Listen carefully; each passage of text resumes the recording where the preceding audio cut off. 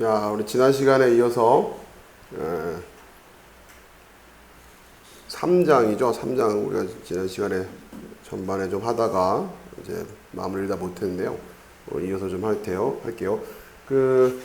나눠드린 자료를 보시면서 읽어가시는데 좀 도움이 되시라고 좀 주제별로 이렇게 요약을 좀 해놨어요. 그리고 이제 중간 옆에 이제 숫자는 이제 페이지 수니까 그쪽에 가서 대략적으로 이런 내용을 이제 찾아보시면서 전체 지금 이 챕터가 어떤 흐름으로 흘러가고 있다라고 하는 것을 여러분 이제 중요한 테마들을 중심으로 해서 이렇게 제가 이게 간략하게 요약을 해드렸으니까 이 자료의 내용을 기본적으로 여러분이 좀 숙지를 하셔야 된다는 거죠. 그리고 이제 해당되는 내용들을 좀 자세하게 설명을 교재에서 어떻게 하고 있나 보시면서 보시면 훨씬 이제 도움이 되실 겁니다.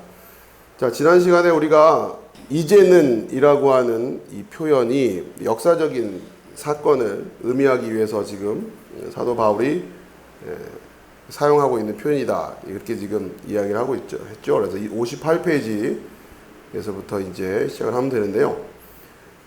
하나님께서 역사적인 사건을 통하여 계시하셨다라고 하는 것, 이게 굉장히 중요하다고 하는 거죠. 59페이지에 보면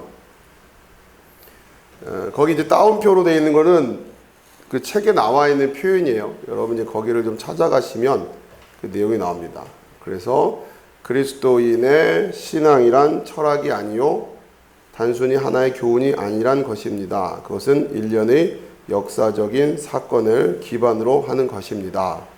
자, 이것이 59페이지에 나옵니다. 여러분 좀 찾아보시면 위에서 하나, 둘, 세 번째 정도 단락이죠. 또는 그 문제를 다른 양상으로 표현하면 이 부분이에요. 거기에 보면 그리스도인의 신앙이란 철학이 아니요 단순히 하나의 교훈이 아니란 것입니다. 그것은 일련의 역사적인 사건을 기반으로 하는 것입니다. 이제는 이라고 하는 이제는 이라고 하는 그 표현이 역사적인 사건을 의미하는 것이다. 단순히 교훈 이런 이야기를 하는 것이 아니다는 거죠. 자, 그러면서 지난 시간에 했던 얘기 좀 이어서 하면은 불트만의 소위 말하는 그 탈신화화라는 이론을 이제 로이드 존스 목사님이 이제 비판적으로 이야기를 하시죠. 이제 그러면서 그 59페이지 맨 아래쪽에 보면 그들은 신약에는 교훈 외에 어떤 것도 문제가 되지 않으며 사건들은 전혀 문제가 아니라고 가르칩니다. 결국 신약에서는 교훈만 우리가 뽑아내면 된다 이런 이야기를 한다라는 거예요. 그리고 그 교훈을 전하기 위해서 신화적인 형태를 가지고서 우리에게 전달하고 있다라고 한다라는 얘기죠. 그러니까 이런 거예요. 여러분이 소위 말해서 권선징악이라고 하는 이런 주제를 권선징악, 착한 사람은 복받고 나쁜 사람은 벌받는다, 이런 주제란 말이죠. 간단히 말하면 이것이 옛날부터 이러한 식의 생각들은 있어 왔어요. 그리고 이런 주제를 표현하기 위해서 이러한 이야기를 전하기 위해서 어떤 이야기들을 만든다라고 하는 거죠. 결국은 착한 사람이 끝에는 잘 되고 나쁜 사람은 안 되는 이런 이야기들. 이 주제를 전하기 위해서 예를 들어서 흥분올부전을 만들었단 말이에요. 그 흥분올부전을 만들어서는 이야기를 하는데 박씨가 제비가 박씨를 물고 오고 뭐 박을 타니 뭐 이런 이야기들은 다 뭘 이야기하기 위해서 권선징악이라고 하는 주제를 전하기 위해서 만들어낸 장치라고 하는 거죠. 예전 사람들한테는 그러한 이야기를 가지고서 전했을 때 이게 가장 그들에게는 쉽게 다가왔고 그랬단 말이에요. 근데 요즘 아이들에게 제비가 박씨를 물고 왔다 이런 얘기를 하면 요즘 애들은 느낌이 전혀 안 올 거예요. 저만 해도 어렸을 때 저희 집 처마 밑에 해마다 제비가 와서 집을 졌거든요. 웬만한 집들은 다 그 경험이 있어요. 그래서 저 제비가 다음 해에 올 때 다시 우리 집에 오는데 그때 올 때 박씨를 물고 왔구나. 홍분의 집에 그렇게 했구나. 라고 그렇게 이해가 될 거란 말이에요. 요즘 아이들한테 그렇게 그 이야기를 해봐야 맥락도 이해가 안 되고 제비가 어떻게 생겼는지도 모르고 자, 그렇기 때문에 오늘날 21세기에 소위 말해서 이 권선징악이라고 하는 것을 전하기 위해서는 또 다른 이야기를 틀을 가지고서 전하게 된단 말이에요. 영화를 만들어도 그렇단 말이에요. 그렇죠? 착한 사람이 잘 되고 나쁜 사람이 결국 벌 받는다 라고 하는 영화를 만들 때 오늘날에 이해할 수 있는 스토리를 가지고 얘기를 할 거란 말이에요. 거꾸로 얘기하면 오늘날 주제는 권선징악인데 이 영화를 1000년 전 사람들한테 틀어주면 이해하겠어요? 영화 자체를 이해 못할 거란 말이에요. 그렇죠? 그러니까 옛날 이야기를 오늘날 사람들이 이해하기도 어려운 것처럼 똑같은 거예요. 그러니까 이제 불투만이 말하는 이 탈신화라고 하는 것은 뭐냐면 성경도 그렇게 우리가 이해를 해야 된다 그런 이야기를 한단 말이에요. 결국 성경 안에서 내어지는 어떤 중심적인 이야기, 교훈이죠. 주제. 그 이야기를 전하기 위해서 그 이야기에는 뭐가 있는 거다? 한 페이지 넘기시면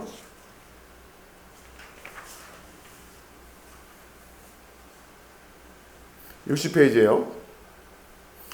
뭐 하나님이 우리를 용서하신다든가 구원받는다는 게 뭔다라든가 이러한 것들을 우리에게 가르치기 위해서 그런 이야기를 가르치기 위해서 어떤 이야기라는 틀을 가지고서 우리에게 전했다고 하는 거죠. 포장되어 있는 요거, 이 이야기에 여러 가지 기적들이 들어갈 거고 또 예수님의 동정녀 탄생이라든가 부활이라든가 육적 부활이라든가 뭐 이런 이야기들을 가지고서 중요한 건 결국 요거를 전하려고 하는 거지. 이거는 그 시대 사람들에게 어울리는 그 사람들의 이해한 수준의 눈높이에 맞춰서 받아들일 만한 우리가 제비가 박씨를 물고 왔다. 오늘날 사람들은 그런 일이 있겠나 싶지만 그때만 해도 그냥 이해할 수 있는 그런 왜 제비가 뭘 물고 오니까 그걸 또 봤단 말이에요. 박씨도 물고 올 수 있겠구나. 근데 이제 그 박을 타는데 뭐가 뻥 하고 나온다. 이런 이야기들이 그 시대 사람들의 정서에는 그냥 그렇게 받아들여질 수 있는 수준. 그 당시의 사람들의 어떤 이성적인 수준이라든가 과학적인 지식에 대한 생각이라든가 이런 것이 받아들이는데 크게 무리가 없었기 때문에 이런 이야기들 다 했단 말이에요.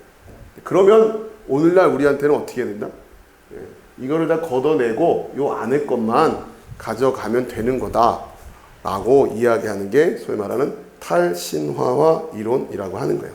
로이드 존스 목사님은 여기에 대해서 비판을 하고 계시는 거고. 그렇기 때문에 이 탈신화와 이론에 대한 이야기가 지금 60페이지에 보시면 이게 지금 번역이 제가 지금 읽다 보면서 계속 좀 여러분도 읽으시면서 문제가 좀 되실 것 같은데 그래서 제가 아무튼 여러분 이렇게 강의를 해야 되다 보니까 제가 또 이렇게 그 영어 원서를 가지고서 하나하나 지금 다시 보고 있어요. 표현들이 좀 이상한 부분도 있거든요. 문맥상으로. 그런 걸 이제 확인을 하고 있는데요. 대표적인 것들이 지금 일단은 60페이지에 보면 첫째 줄에 독일의 불트만의 교훈이 그렇습니다. 하고서 쭉 설명을 하는데 어디까지가 불트만 얘기고 어디서부터 로이드 존스 목사님이 비판을 하고 있는지 이게 좀 문맥이 명확하게 드러나지 않아서 좀 문제가 돼요. 그래서 독일의 불트만의 교훈이 그렇습니다. 여기에서부터 시작해가지고 중간에 쭉 내려가면은 여러분은 그 교훈의 위험성을 아실 것입니다. 중간에 그런 표현이 나오거든요. 거기 앞에까지가. 그러니까 그는 복음의 비신화에 대한 필요성을 말합니다. 에서부터 아래쪽에 중간에 결과밖엔 안 됩니다. 여기까지가 소위 말하는 불트만이 탈신화라고 하는 이쪽 진영에서 이야기하는 이야기입니다.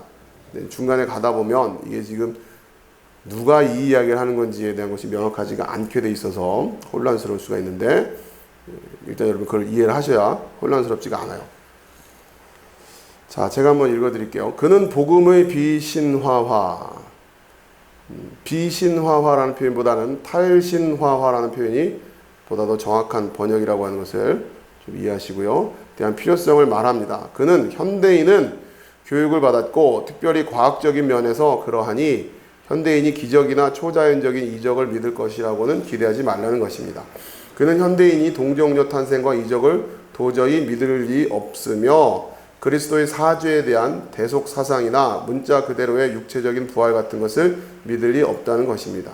그의 가르침에 의하면 그러한 모든 것은 1세기에 어떤 것을 첨가시킴으로써 된 것이라고 합니다. 문제는 진리가 무엇인가입니다. 여기서부터 이제 문맥이 확 꼬여버렸어요. 문제는 진리가 무엇인가입니다가 아니라 중요한 것은 진리입니다.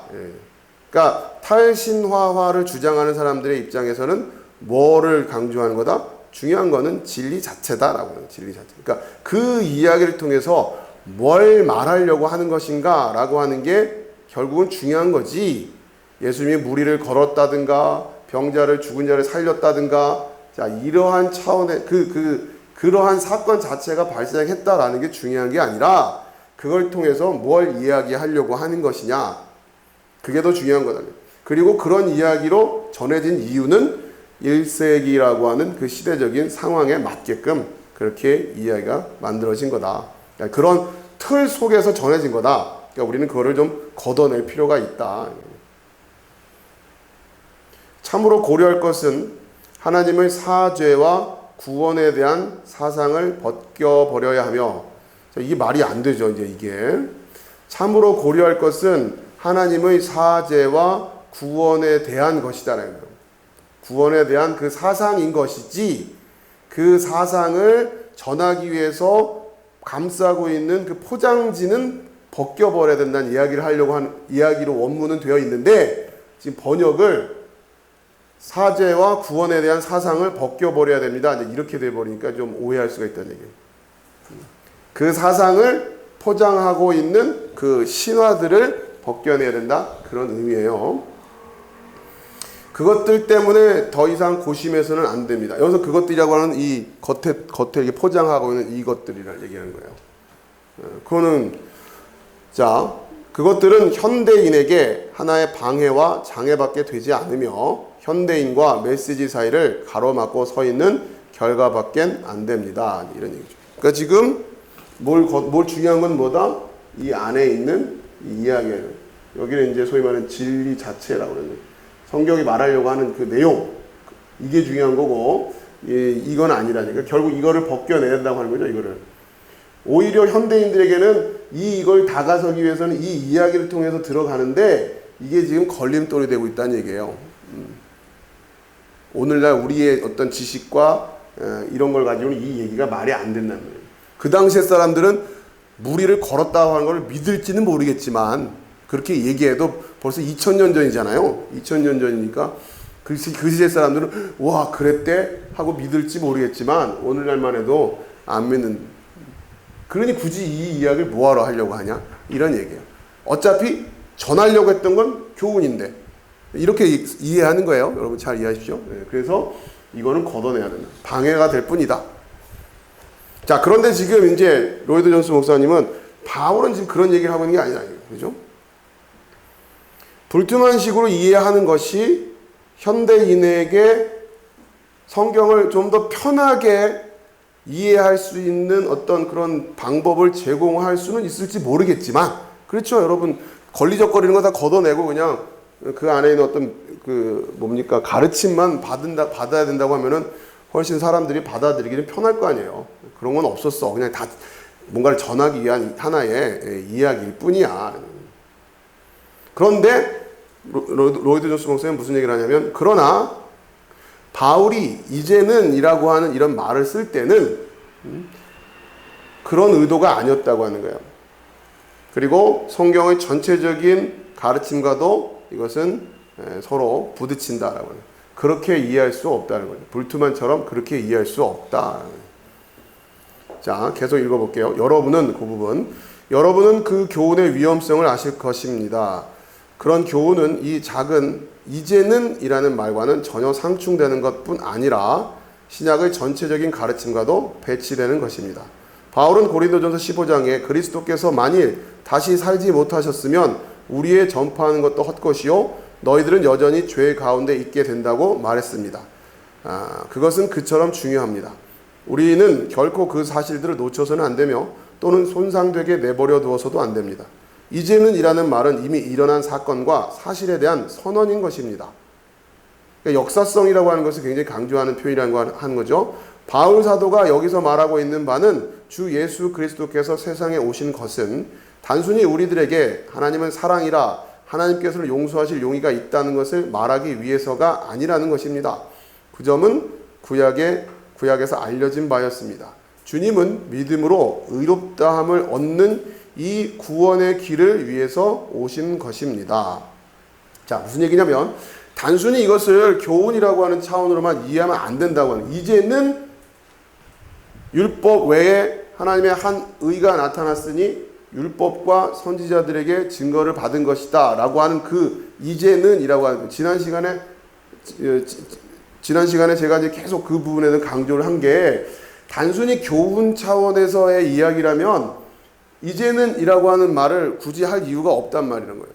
뭔 얘기냐면 권선징악이라고 하는 주제는 우리가 인류가 살아오면서 계속 공감하던 주제였단 말이에요. 예전에는 이것을 흥부놀부의 이야기를 통해서 전했고, 언제는 이렇게 전하고, 언제는 이렇게 전하고, 이렇게 전하고, 오늘날은 또 무슨 영화를 통해서 이렇게 전할 거란 말이죠.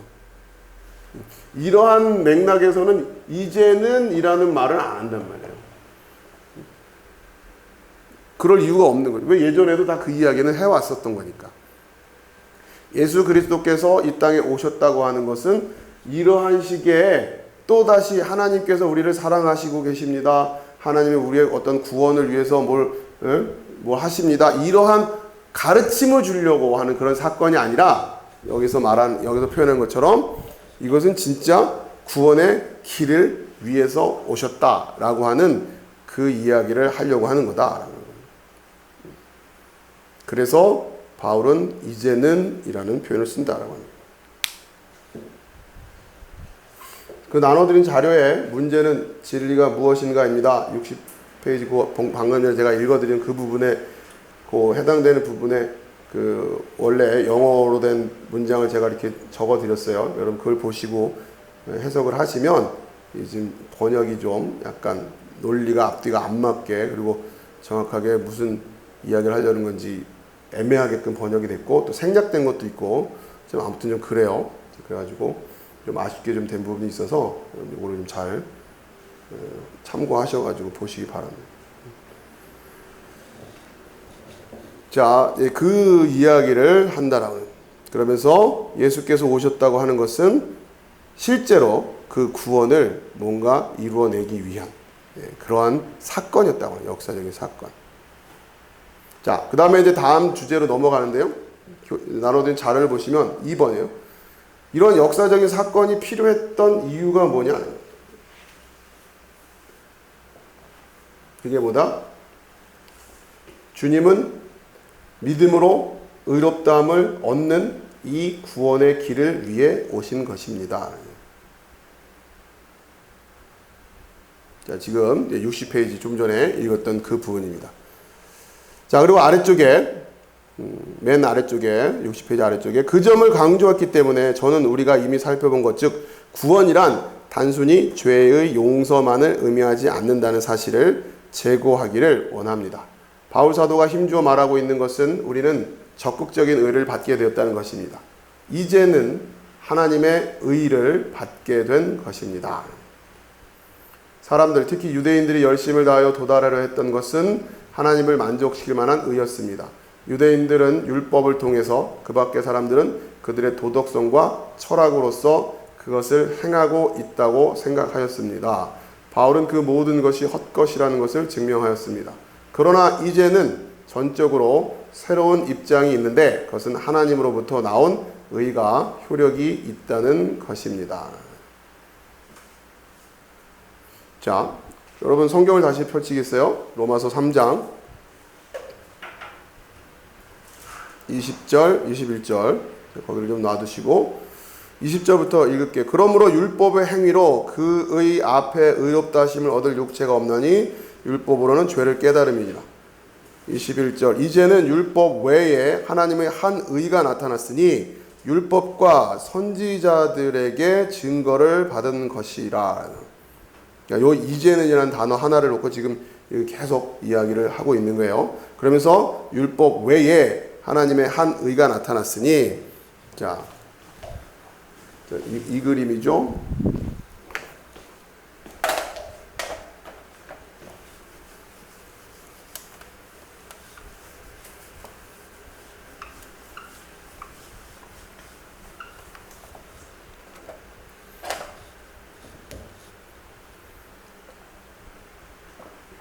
자, 하나님과 우리 인간 사이의 이 간격. 자, 이걸 어떻게 해결할 것이냐. 자, 이것을 이제 율법을 통해서 또 여기 아까 읽어드린 61페이지에 율법을 통해서 그 밖의 사람들은 도덕성과 철학적인 방법으로. 여러분 사형리 전도하는 데 보면 이런 게 나오죠. 율법 뭘 행해서 안 되고 도덕으로도 안 됩니다. 근데 이런 시도들을 한단 말이에요. 자, 그런데 61페이지 보세요. 중간에 우리의 죄가 사함받았다는 것 그 자체로는 하늘에 들어갈 허락을 얻지 못하는 것입니다. 우리가 하늘에 들어갈 허락을 얻을 수 있으려면 먼저 우리는 피련코 의로 옷 입어야 하는 것입니다. 만일 그렇지 않으면 주님의 비유 가운데서 나오는 어떤 사람과 똑같은 입장에 처한 우리 자신을 발견하게 될 것입니다. 그 사람은 왕의 결혼잔치에 예복을 입지 않고 참여하였습니다. 그 사람은 결국 밖으로 쫓겨났습니다. 자, 그것은 사죄가 구원의 유일한 수단이라고 생각하는 모든 사람들이 당할 결국인 것입니다. 지금 주제가 죄를 용서함을 받는 것 플러스 알파, 그러니까 제목 자체가 사죄보다 더한 것, 그렇죠? More than forgiveness, 이게 이제 제목이라고 그랬어요. 그러니까 이게 단순히 죄를 용서함을 받는 것만의 문제가 아니라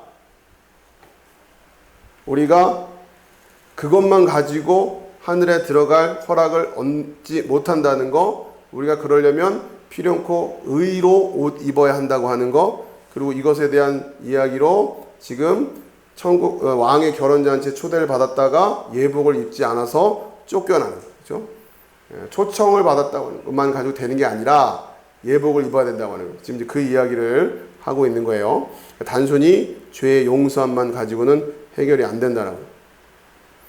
그러니까 아래쪽에 우리는 적극적인 의를 필요로 합니다. 나눠드린 자료 한번 확인해 보세요. 나눠드린 자료의 3번입니다. 구원은 죄를 용서받는 것만을 의미하지 않습니다. 구원이란 단순히 죄의 용서만을 의미하지 않는다는 사실을 제고하기를 원합니다. 바울 사도가 힘주어 말하고 있는 것은 우리는 적극적인 의를 받게 되었다는 것입니다.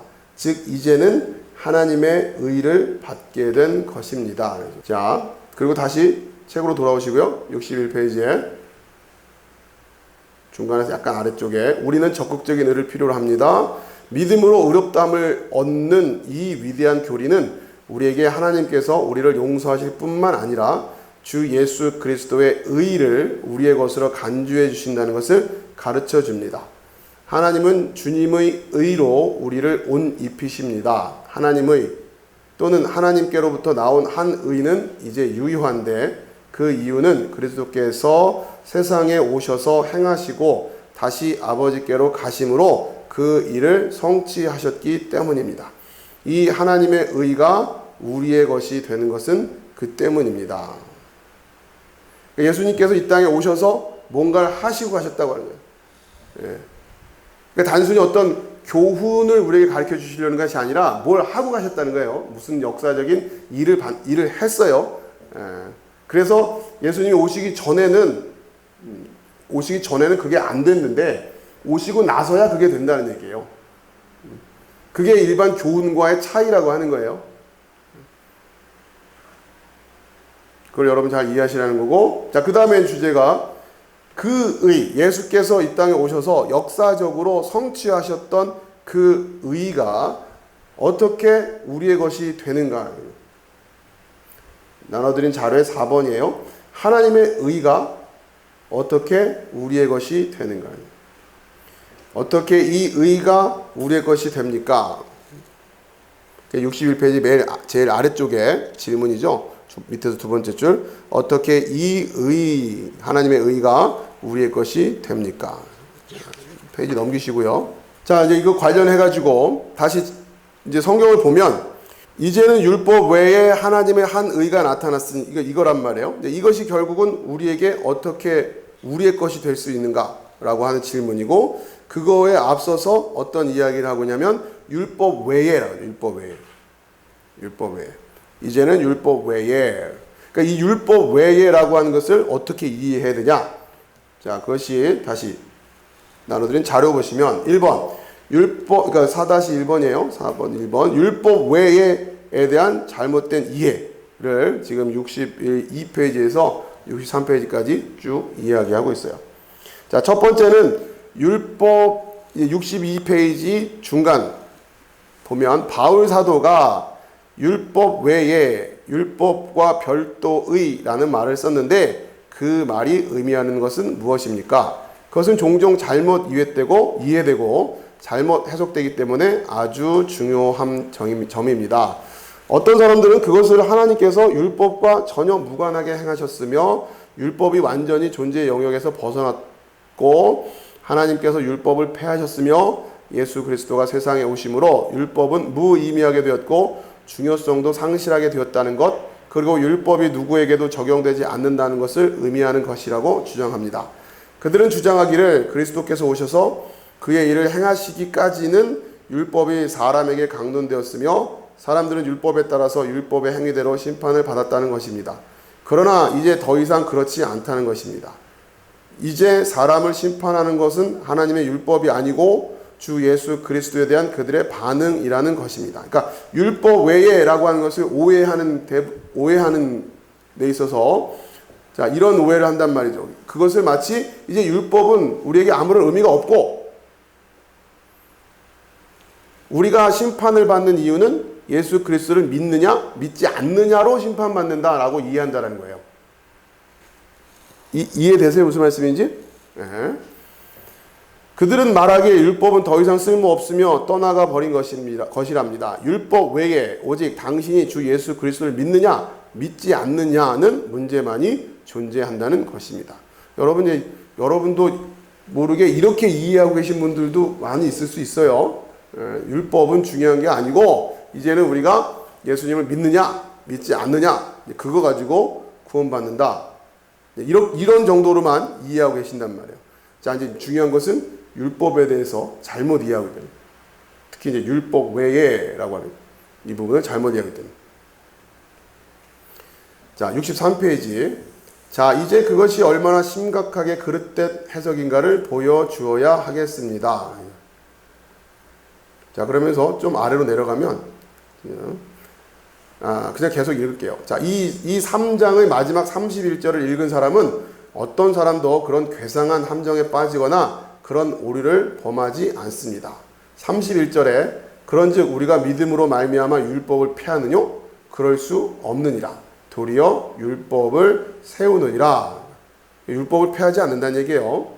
그러므로 율법 외에라는 말에 대해 뭐라고 해석하든지 간에 율법이 폐지되었다든지 하나님의 존전에서 버려졌다고 주장해서는 결코 안 됩니다.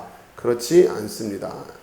그러니까 율법 외에라고 하는 것은 그럼 뭘 의미하는 거냐? 그것에 대해서 올바로 이해를. 그 의미는 다음과 같습니다. 우리 스스로를 구원하는 수단으로서 율법을 완벽하게 지키려는 우리의 시도는 율법이 더 이상 적용되지 않기 때문에서가 아니라 율법에 대한 완벽한 순종을 우리의 것으로 간주해주는 어떤 다른 것 때문에 이제 옆으로 제쳐놓게 되었다는 것입니다. 자, 이거예요. 그러니까 지금 로이드 존스 목사님이 설명하는 거는 자, 이렇게 하려는 시도, 율법을 지켜서 또 도덕적으로 완전하게 또 뭐 철학적인 방법을 가지고 자, 우선 요거는 좀 잊어버리고 율법만 가지고 얘기를 하자면 율법 외라고 하는 이 표현은 이 방법 자체는 이제 의미가 없어졌다. 왜? 율법 자체가 없어졌으니까 이런 의미가 아니라 이것과는 별도로 라는 얘기예요. 네, 그렇게 지금 설명하시는 거란 말이에요. 율법 외에 라고 하는 의미를 그렇게 이해하는 거예요. 이거 외에 뭐가 나타났다? 하나님의 의가 나타났다. 이해가 돼요. 그 두 가지 길이 있는 거죠. 쉽게 말하면 율법을 다 지켜서 이걸 해결할 거냐? 아니면 율법 외에 나타난 그 하나님의 의를 통해서 이 문제를 해결할 것이냐? 이렇게 이해하라고 해요. 바울은 두 번째를 이야기한다.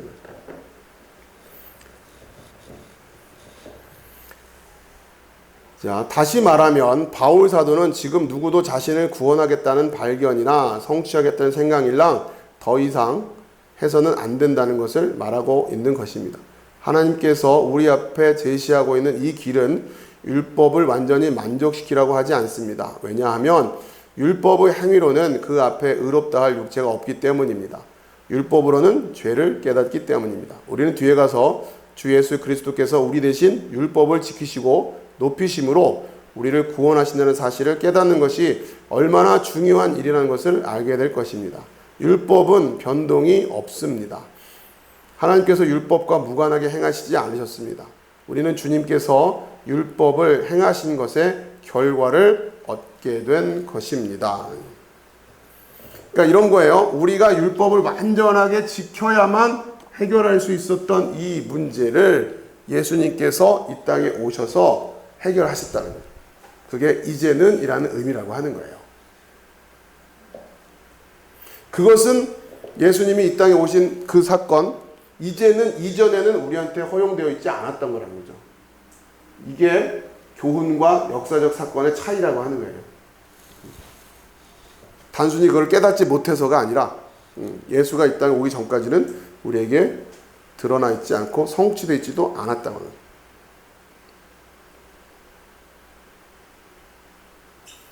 자, 이 의에 대해서 이제 설명을 하는 게 다시 나눠드린 자료를 보세요. 지금까지 본 거 그 아래쪽에 보면 곧 예수 그리스도를 믿음으로 말미암아 모든 믿는 자에게 미치는 하나님의 의라고 하는 거죠.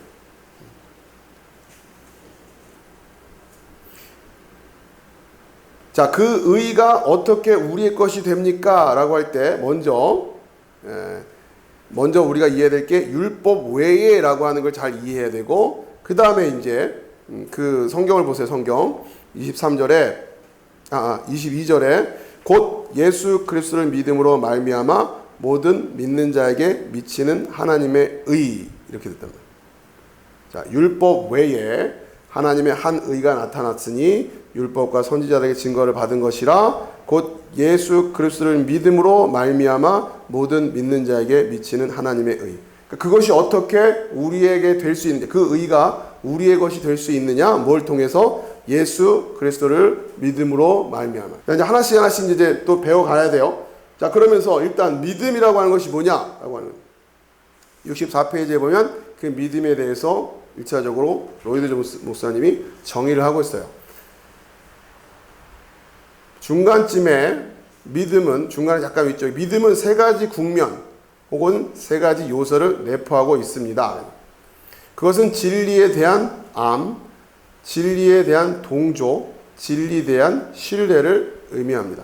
언제나 참다운 신앙에는 그들 세 가지 요소, 지식에 대한 암과 동조함과 그것에 대한 자신의 공약이 있기 마련입니다. 자, 로이드 존스 목사님이 정의하고 있는 믿음이라고 하는 것은 뭐냐? 믿음은 세 가지 요소로 되어 있다고 하는 거예요. 진리에 대한 알미는 알아야 된다는 거죠. 두 번째, 이 진리에 대해서 knowledge of the truth.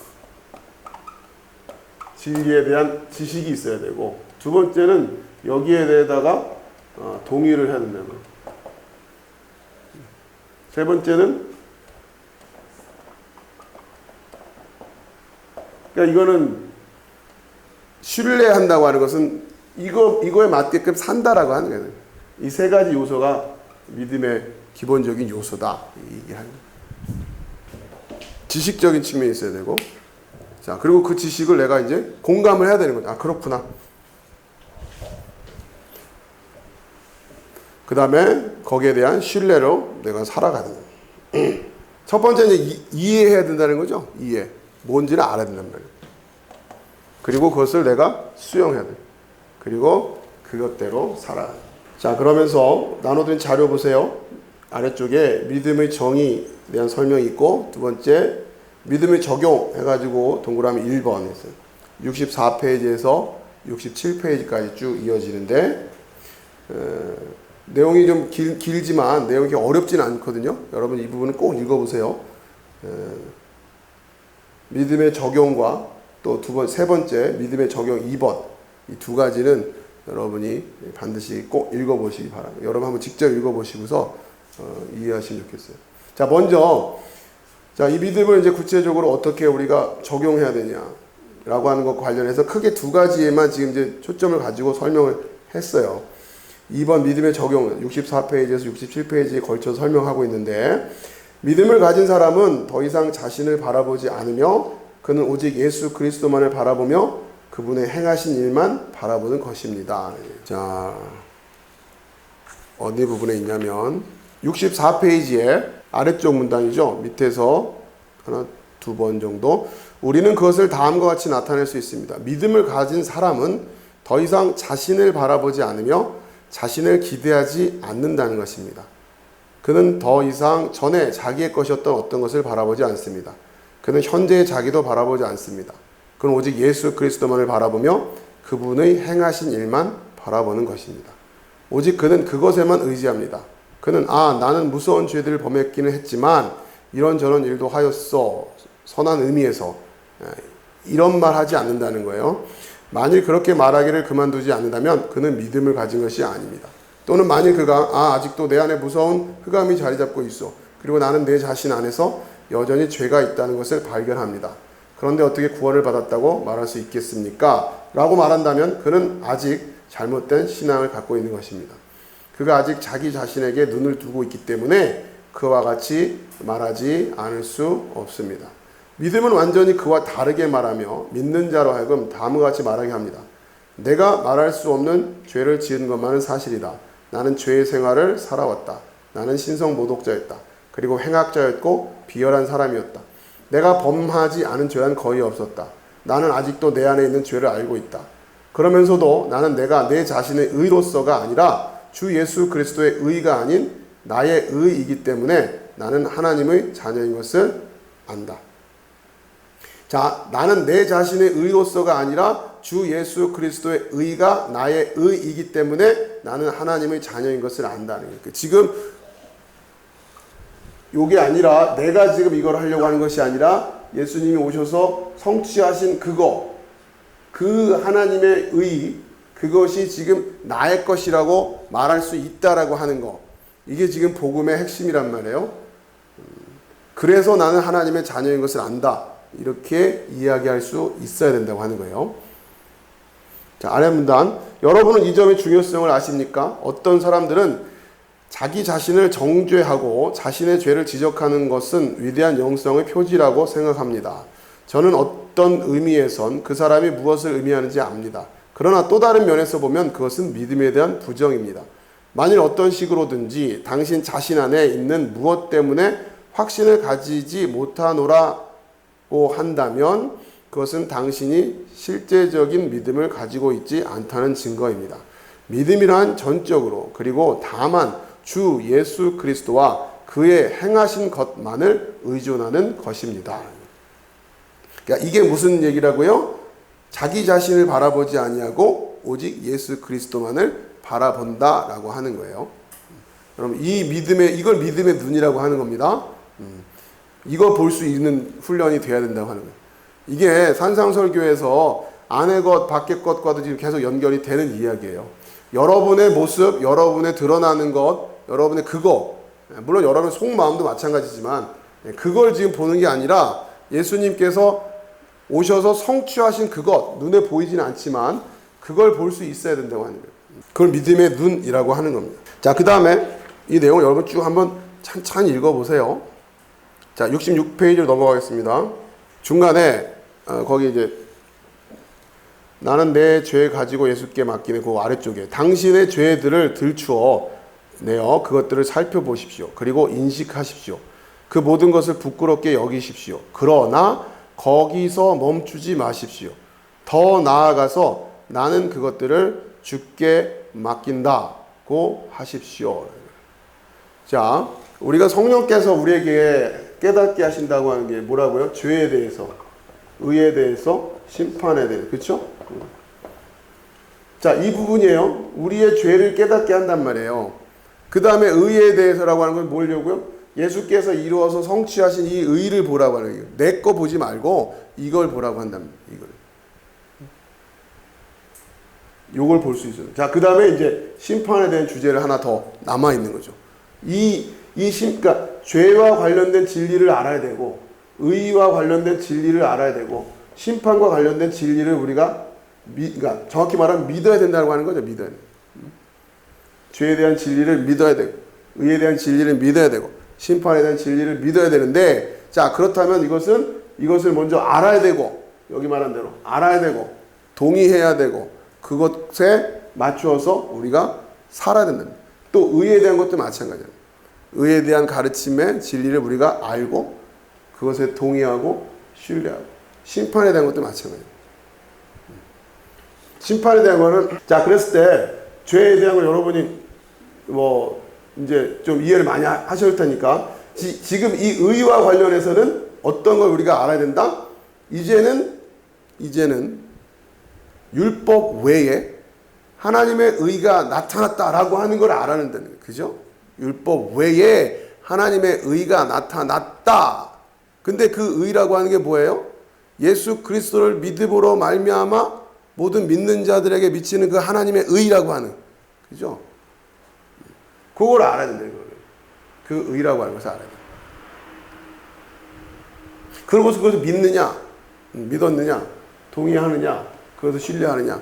그러기 위해서는 어떻게 해야 된다? 나를 보면 안 된다면. 예수를 봐야 된다. 지금 그 얘기를 하는 거예요.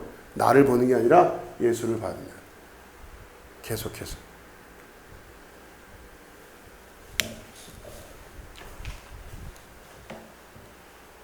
자, 그 다음에 믿음의 적용 두 번째 67페이지에서 68페이지까지 또 이 이야기의 주제가 나오는데요. 67페이지의 위에서 두 번째 단락. 우리는 절대로 우리를 구원하는 것이 우리의 믿음이라고 하지 말아야 합니다 하는 거예요. 자, 이 내용도 좀 중요하죠. 그러니까 지금 믿는 건 또 내가 믿는 거 아니에요. 그러니까 그게 나의 믿음 때문이다. 결국 내가 믿어서 구원받는 거 아닌가? 이런 이야기를 하면 안 된다고. 그런 이야기가 아니에요. 자, 보세요. 많은 사람들은 그렇게 말하고 믿기를 권합니다. 그들은 말합니다.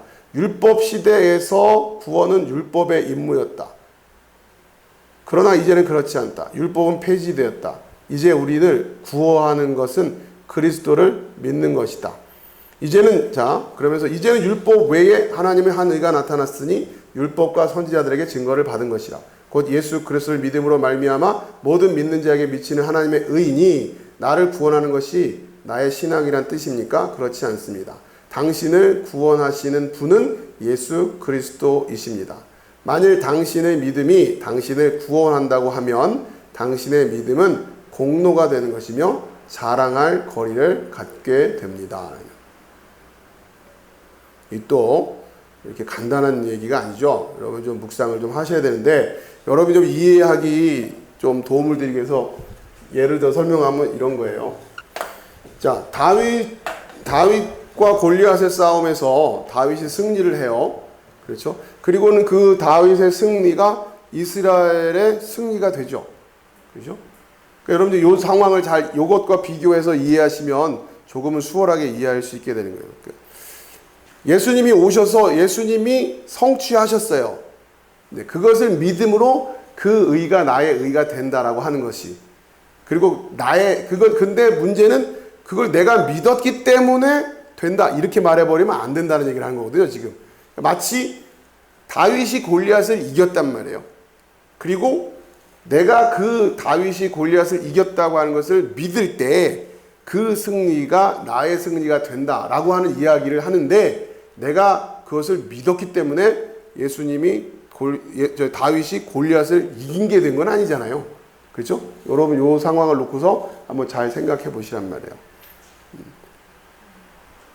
까딱하면은 내 믿음이 공로가 돼버리기 쉬워서 그런 거예요. 지금 이제 로이드 존스 목사님이 그거를 지적하고 있는 겁니다. 자, 계속 읽어볼게요. 당신을 구원하신 분은 예수 그리스도의 중간에 만일 당신의 믿음이 당신을 구원한다고 하면 당신의 믿음은 공로가 되는 것이며 자랑할 거리를 갖게 됩니다. 당신은 나는 다른 사람이 믿지 않는데 믿었다. 그러므로 나는 다른 사람이 받지 못할 구속함을 받을 자격이 있다고 말할지도 모릅니다. 그렇게 되면 당신은 스스로를 구원하고 있는 것입니다. 그것이 바로 바울이 지적하고 있는 점입니다. 믿음으로 말미암아 구원받는 것입니다. 그러니까 믿음을 통해서라는 거예요. 믿음이란 단지 도구일 뿐이지 내가 의롭다함을 얻는 원인은 아닌 것입니다. 내가 의롭다함을 받는 원인은 주 예수 그리스도와 그가 행하신 모든 것입니다. 내가 이겼다라고 말할 수 있는 이유는 다윗이 골리앗을 무찔렀기 때문이지. 그렇죠? 예. 그거랑 똑같은 얘기예요. 내가 그 승리를 느낄 수 있는 이유는 다윗이 골리앗을 이겼기 때문이에요. 그게 원인인 거예요. 그러나 예를 들면 이런 거죠. 그 사실을 전해 받았으나 그것을 믿지 않으면 그 승리의 유익을 누리지 못할 거 아니에요. 야, 우리가 골리앗을 이겼어 하는데도 불구하고 그 말을 안 믿고 계속 벌벌벌 떨고 있고, 어떻게 하면 좋아, 골리앗이 내일이라도 쳐들어오면 어떻게, 이러고 있으면 안 된다고 하는 거예요. 그러나 옆집 사람은 그 말을 믿고 자유함을 얻었단 말이에요. 왜? 믿었기 때문에. 그런데 그 자유함을 누리는 근거가 내가 믿어서 이렇게 하면 또 안 된다는 얘기죠. 그죠? 다윗이 이겼기 때문이지. 여러분들 그 내용을 잘 분별하라고. 안 그러면 그게 도로 우리의 공로가 되어버립니다. 그런 주제가 지금 계속 설명이 되고 있어요. 여러분이 어렵지 않으니까 아까 말씀드린 대로 이 부분만큼은 한번 좀 천천히 꼭 읽어보시기 바래요. 여러분이 신앙생활 하시는 데서 꼭 한 번씩은 잘 정리하고 계셔야 될 주제이기 때문에. 자, 그 다음에 그러면 이 구원의 길이 누구에게 열려 있는가? 자, 아까 말한 거는 그 하나님의 의가 어떻게 내 것이 되는가, 그러니까 누구에게나 어떻게 내 것이 되는가라고 하는 주제였다면, 자, 이제는 이게 그냥 누구에게나 다 열려 있는 거예요. 누구에게 이게 열려 있는 것인가? 그 이야기를 로이드 존스 목사님이 이야기를 합니다. 자, 그 이야기가 68페이지 아래쪽 문단. 그 하나님의 의가 어떻게 해서 나의 것이 되는가를 알아보았으니, 이건 원리적인 차원이에요. 저는 다음 질문으로 넘어가야 하겠습니다. 믿음으로 말미암아 우리에게 오는 이 구속함과 예수 그리스도의 의는 누구에게 열려 있습니까? 자, 그것은 누구에게 찾아옵니까? 바울은 모든 믿는 자에게 미친다라고 대답하고 있습니다. 자, 모든 믿는 자들에게는 모두 그렇게 얘기하고 있는 거죠. 자, 그 다음에 나눠드린 자료 보세요. 2페이지입니다. 2페이지에 6번. 죄의 정의에 대해서 이제 69페이지하고 70페이지에 걸쳐가지고 쭉 설명하고 있어요. 여러분 이거는 한번 쭉 읽어보시면 돼요. 이렇게 지금 죄는 이런 것이다 라고 지금 죄에 대해서 지금 로이드 존스 목사님이 쭉 정의하고 있는데, 70페이지 보실까요? 70페이지 보면은 앞에서부터 보면은 죄라고 하는 것은 기본적으로 표적을 잃어버린 것, 표적에서 빗나간 것, 이런 얘기를 하는 거예요. 그 69페이지에 나와 있고, 두 번째 보면은 범법, 세 번째로는 바르지 못함, 네 번째로는 위반한 것, 또 사악한 것, 계명을 범하는 것, 이런 여러 가지 것들을 죄라고 지금 이야기한다라고 하는 거죠. 성경에서 이야기하고는 다양한 죄에 대한 모습들을 지금 설명하고 있는 겁니다.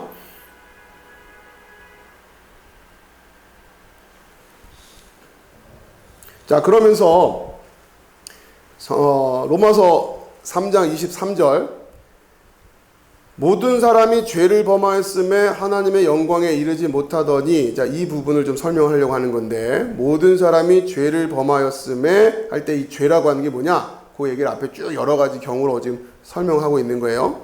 자, 이건 이제 22절하고 같이 연결해야 돼요. 모든 믿는 자에게 모든 사람이 죄를 범하였으니, 자, 이게 헬라어 원어상으로 설명하면 이렇게 여러분 모든이에요. 모든 간단히 모든. 자, 그런데 이 모든이 어땠어요? 문제는 죄를 범했단 말이에요. 그래서 하나님의 영광에 이르지 못.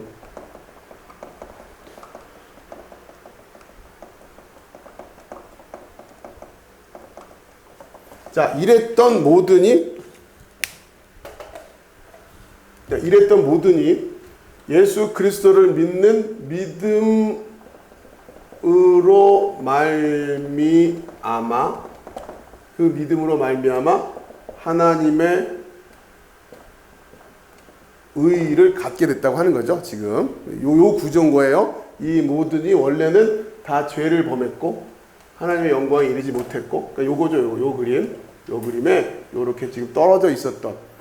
자, 그런데 이제 이걸 해결하기 위해서 노력했던 게 율법이었는데 이거 가지고는 안 되고 율법 외에 하나님의 한 의가 나타났어.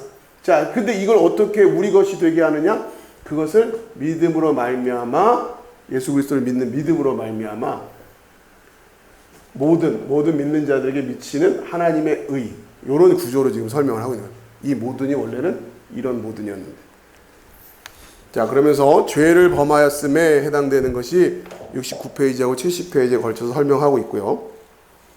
자, 그 다음에 한 가지 더. 자, 그렇게 해서 죄를 정의를 해놓고, 그 다음에 7번 자료도 보세요. 죄의 결과에 대한 설명하는 거예요. 자, 그 죄의 결과가 뭐예요? 죄를 범했고 하나님의 영광에 이르지 못했다라고 해요. 자, 그거예요. 모든 사람이 죄를 범하였기 때문에 하나님의 영광에 이르지 못하고.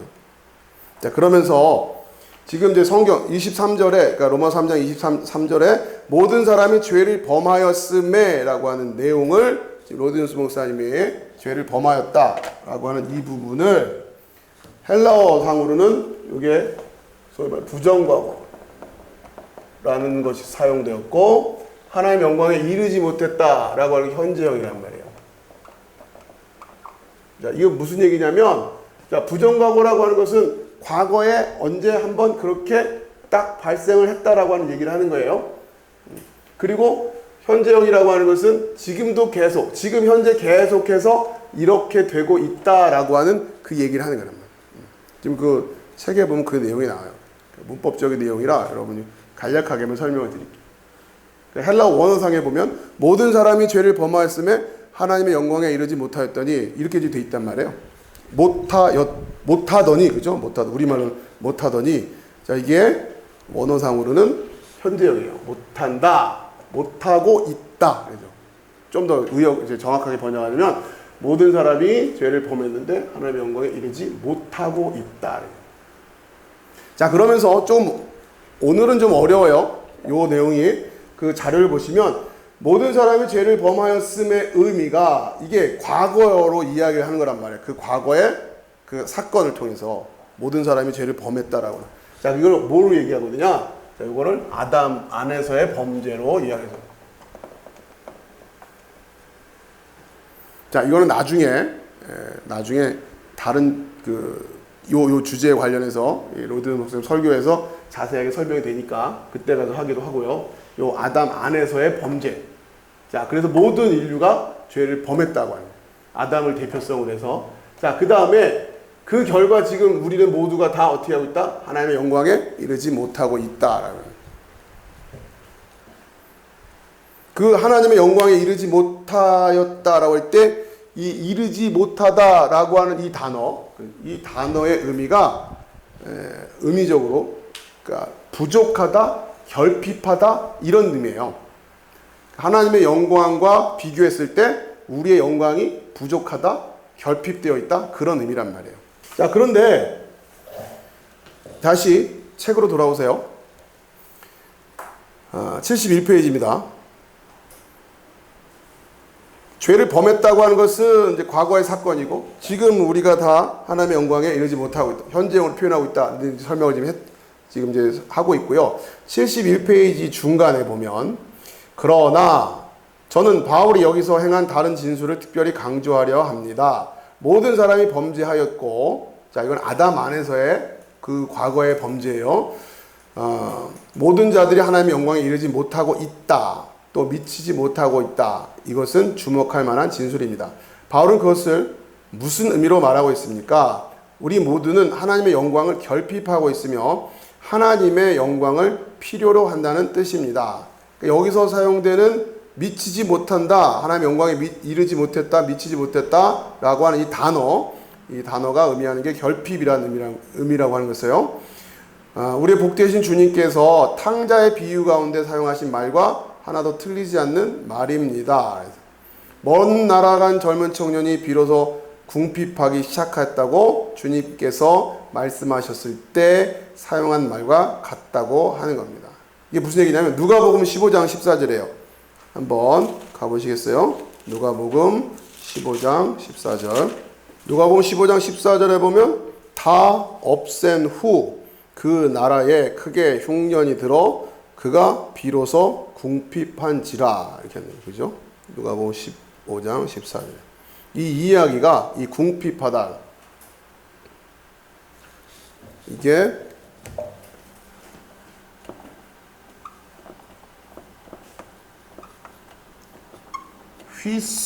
휘스테로라고 하는 단어인데 이게 지금 여기에 쓰였다는 거예요. 똑같이 이르지 못했다. 하나님의 영광에 이르지 못했다.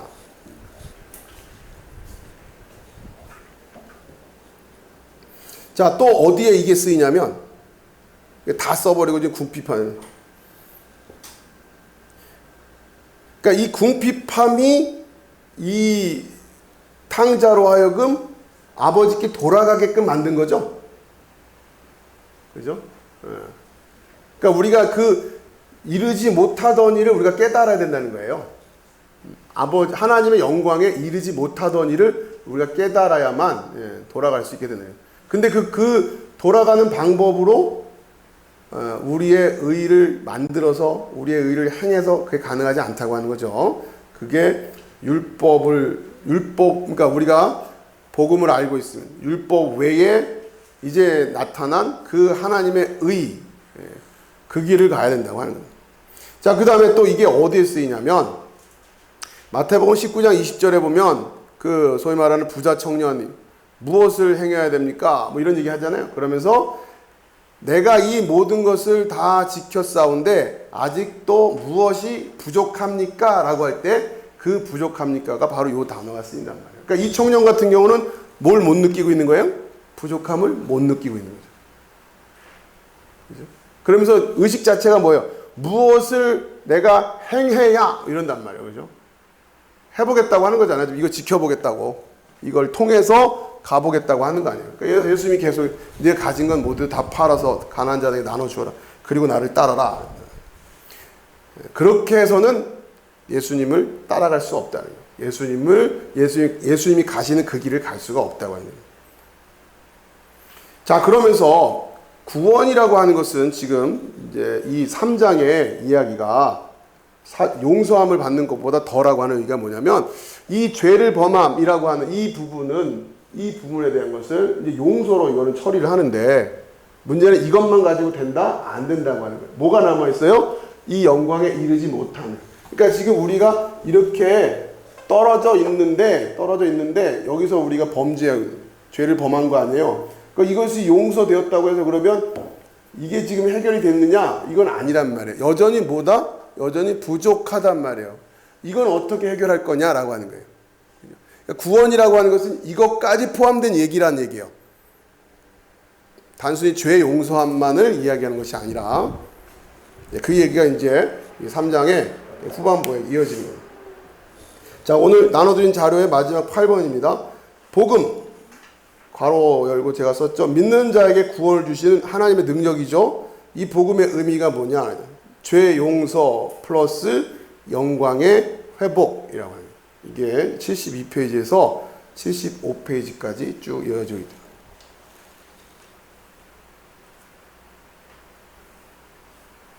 자, 72페이지를 볼까요?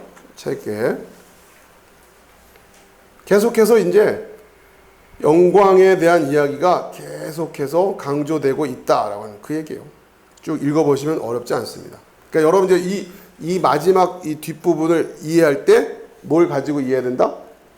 복음이라고 하는 것, 구원이라고 하는 것은 단순히 죄 용서함을 받는 것에서 멈추는 것이 아니라 무엇까지 가야 된다? 영광까지 가야 된다. 영광. 그리고 이 영광에 대한 주제와 관련된 말씀들을 인용하면서 지금 72페이지, 73페이지, 74, 75페이지까지 쭉 이제 이어지고 있는 거예요. 자, 필요한 부분만 몇 가지만. 자, 72페이지 중간, 두 번째, 위에서 두 번째 달라. 위에서부터 볼게요. 71페이지 첫 번째 단락에서 위에서 두 번째 줄. 그러므로 우리가 믿음으로 의롭다 하심을 얻었은즉 우리 예수 그리스도로 말미암아 하나님으로 더불어 화평을 누리자. 또한 그로 말미암아 우리가 믿음으로써 있는 이 은혜에 들어감을 얻었으며 하나님의 영광을 바라고 즐거워하느니라. 자, 계속해서 8장에 들어가 여러 번 그것을 발견하게 될 것입니다. 8장 18절을 보면 생각건대 현재의 고난은 장차 우리에게 나타날 영광과 좋게 비교할 수 없도다 라고 되어 있습니다. 계속해서 29절 30절로 더 가보면 하나님이 미리 아신 자들로 또한 그 아들의 형상을 본받게 하기 위하여 미리 정하셨으니 이는 그로 많은 형제 중에서 맏아들이 되게 하려 하심이라. 또 미리 정하신 그들을 또한 부르시고 부르신 그들을 또한 의롭다 하시고 의롭다 하신 그들을 또한 영화롭게 하셨느니라. 계속해서 이 영광이라고 하는 주제를 놓치면 안 된다고 하는 거죠. 자, 73페이지로 두 번째 단락. 그러나 하나님의 영광에 대하여 알기만 하는 것이 아닙니다. 우리가 인용한 구절들 중 몇몇은 우리에게 그리스도인인 우리는 그것에 대해 알 뿐 아니라 그것을 또한 함께 누린다는 것을 알려주고 있습니다. 우리는 그것에 참여하는 것입니다. 자, 여기서 참여한다라고 하는 표현, 그 성경에 있다 보면은 종종 나오는데요.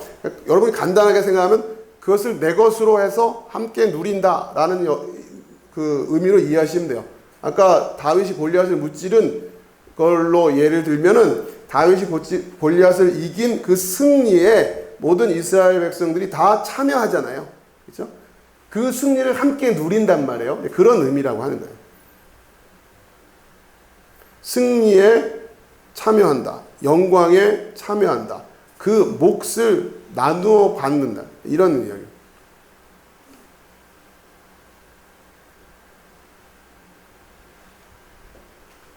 자, 73페이지 맨 아래 단락. 우리가 아무리 선하고 도덕적이라 할지라도 우리는 결코 하나님께 속한 영광을 개발시키지도 시킬 수도 없습니다. 그러나 그것 없이는 우리는 결코 하나님을 알 수도 없고 하나님의 존전에 설 수도 없습니다. 자, 무슨 얘기냐? 단순히 죄의 문제만 가지고서 얘기하면 안 된다고 하는 거예요. 구원이라고 하는 게. 이 죄의 용서만을 가지고 해결할 문제가 아니라 과연 우리가 하나님의 영광에 어떻게 이를 것이냐라고 하는 이 부분. 자, 그것이 그 영광, 그걸 하나님의 의라고 하는 거죠. 그것이 누구로 말미암아 성취되었다? 예수님이 이 땅에서 그것을 성취하셨다? 그런 이야기고, 그 영광에 내가 참여할 수 있게 되었다고 하는 것. 그것을 내 것이라고 주장할 수 있게 됐다고 하는 거예요. 그게 복음이라고 하는 거예요. 그게 복음. 자, 74페이지 넘기겠습니다. 첫 번째 줄부터 볼게요. 그러나 그리스도인은 사도 베드로가 베드로후서 1장에서 말했듯이 신의 성품에 참여한 자가 되었습니다. 그것이 그리스도인인 나에게 정말로 사실로 여겨집니까? 그렇고 말고요. 그렇다고 모든 자들이 눈으로 볼 수 있고 만질 수 있는 것이라는 뜻은 아닙니다. 아까도 말씀드렸지만 이게 바로 믿음의 눈이라고 하는 거예요. 디아블레포 할 수 있어야 된다고 하는 거예요. 이게 겉만 보는 사람들은 못 본다고 하는 거예요. 자, 주 예수 그리스도 은혜까지도 육체로 거하실 때 모든 자들이 눈으로 볼 수 있는 것은 아니었습니다. 그러니까 예수님이 육체로 거하실 때 예수님의 영광을 알아보지 못했단 말이에요. 예수님조차도. 그렇죠? 그러니까 그 대상이 예수님일 때 예수님조차도 우리가 그 당시에 그 영광을 못 알아본단 말이죠. 그들은 그를 십자가에 못 박았습니다. 그들은 말했습니다. 누가 이 사람을 따르겠는가? 그는 사기꾼이다. 자, 그 영광이 육신으로 인하여 가리워졌습니다. 그러니까 결국 디아블레포 사람들이 못하는 거예요. 왜? 육신에 가리워졌기 때문에. 그래서 계속해서 예수님이 안의 것을 볼 수 있어야 된다라고 이야기하는 거죠. 결국 우리가 디아블레포 해서 최종적으로 봐야 되는 그게 뭐냐? 그게 바로 예수 그리스도란 말이에요. 예수 그리스도를 볼 수 있어야 된다는 거예요. 자, 그런데도 신앙의 눈은 그것을 볼 수 있었습니다. 왜냐하면 요한은 그의 복음서 초두에 우리가 그의 영광을 보니 아버지의 독생자의 영광이라 은혜와 진리가 충만하더라고 하였던 거죠. 그러니까 지금 요한복음에서 이렇게 이야기하고 있는 그게 뭐냐? 그렇죠? 세상은 보지 못했던 그 독생자의 영광을 요한은 지금 본 거란 말이에요. 세상은 뭐로 기억하고 있겠어요? 아, 그 사기꾼 십자가에 달려 죽었지? 사기치다가 이렇게 기억하고 있을 터인데 요한은 그걸 어떻게 보고 있다? 그의 영광을 보니 아버지의 독생자의 영광이라 은혜와 진리가 충만했다. 이렇게 지금 회고하고 있잖아요. 그렇죠? 볼 수 있게 된 거예요. 그의 영광은 우리가 그리스도인이라면 비록 눈에 보이지는 않지만 언제나 일정하게 우리 가운데 있습니다. 그 영광이 우리 안에도 있다라고 하는 거. 이것을 믿음으로 볼 수 있느냐.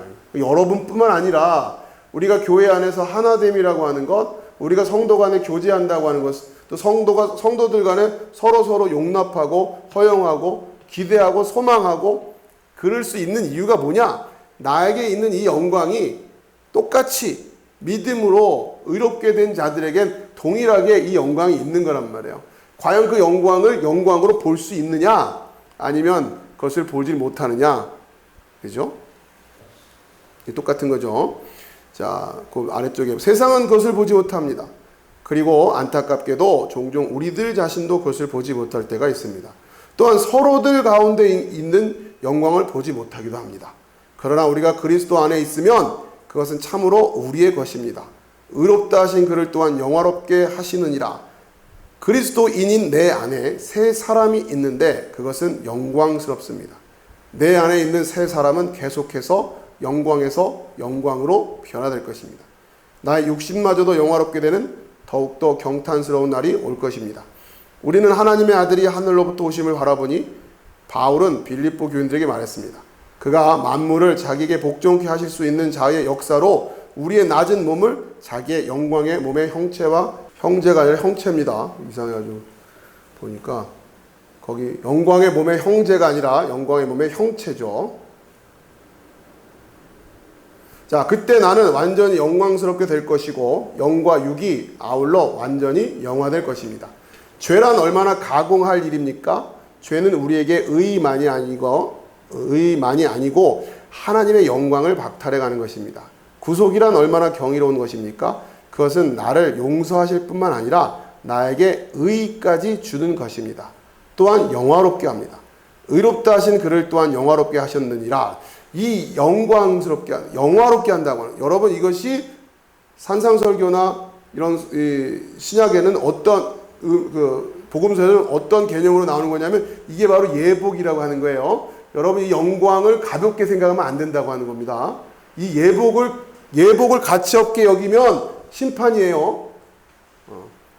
그죠? 초청받은 사람이 뭐가 없어서 결국 쫓겨났어요. 예복을 안 갖춰 입기 때문에. 그건 뭐에 대한 의식이 없는 거다? 영광에 대한 의식이 없다는 얘기예요. 영광에. 단순히 죄 용서만 받고 이런 차원의 문제가 아니란 말이에요. 과연 그 영광이라는 그 영광. 이 영광이라고 하는 것이 가지고 있는 이 능력이 굉장히 엄청난 거예요. 이 두 가지를 다 놓치면 안 된다고 하는 거예요. 죄 용서함뿐만 아니라 영원. 자, 우리가 전에 어떠하였든지 주 예수 그리스도와 그가 완전히 행하신 일을 믿으면 우리는 그의 의로 옷 입으며. 그러니까 이걸 줄 수 있어야 된다고 하는 거예요. 속옷 달라고 하는 이에게 뭐까지 줘야 된다고요? 겉옷까지. 이게 지금 단순히 죄 용서의 문제만이 아니라 영광이라고 하는 것이 알려지는, 영광까지 갖춰져야 된다는 거예요. 하나님의 영광이 우리 가운데 이식되는 것입니다. 우리는 하나님의 성품에 참여한 자가 되는 것입니다.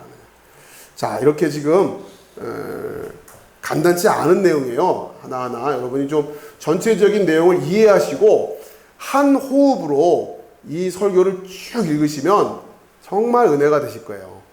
좀 내용들이 어려워서 그렇지 여러분이 그거 하나하나를 조금 이해한 상태에서 이걸 한 호흡으로 진짜 설교 듣듯이 쭉 해가지고 읽어 나가신다고 하면 굉장히 은혜가 될 겁니다. 근데 물론 중간중간에 오타도 있고 또 문명의 앞뒤가 안 맞게 좀 번역된 게 있어서 좀 아쉽기는 한데 여러분 하실 수만 있다면은 영어로 된 원서를 읽으실 수 있으면 이 한글 번역보다는 훨씬 감동이 돼요.